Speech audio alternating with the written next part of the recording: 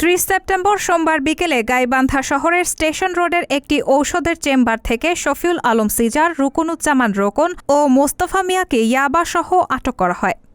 মাদকদ্রব্য নিয়ন্ত্রণ অধিদপ্তর গাইবান্ধা জেলা শাখার পরিদর্শক আবু নায়েম মোহাম্মদ কাজী নুরুন নবী জানান, জেলা শহরের স্টেশন রোডের নতুন বাজার সংলগ্ন সেন্ট্রাল মেডিকেল ঔষধের দোকানের পেছনে শফিউল সিজারের ঔষধ চেম্বারে দীর্ঘদিন থেকে মাদক সেবন ও বিক্রয় করছিল মাদক কারবারিরা। গোপন সংবাদের ভিত্তিতে আজ সোমবার বিকেলে ওই গোডাউনে অভিযান চালানো হয়। অভিযানে 1280 পিস ইয়াবাসহ 3 মাদক কারবারিকে হাতে নাতে আটক করা হয়। আটককৃতরা হলেন শহরের স্টেশন রোডের সেন্ট্রাল মেডিকেল হলের স্বত্বাধিকারী শরীফুল ইসলামের ছেলে শফিউল আলম সিজার, সদর উপজেলার পশ্চিম রাধাকৃষ্ণপুর গ্রামের মৃত গোলাপ আমিনের ছেলে রুকনুজ্জামান এবং শহরের সরকারপাড়ার মৃত রশিদ উদ্দিনের ছেলে মোস্তফা মিয়া। আটককৃতদের বিরুদ্ধে মাদকদ্রব্য নিয়ন্ত্রণ আইনে মামলা দায়ের করা হয়েছে।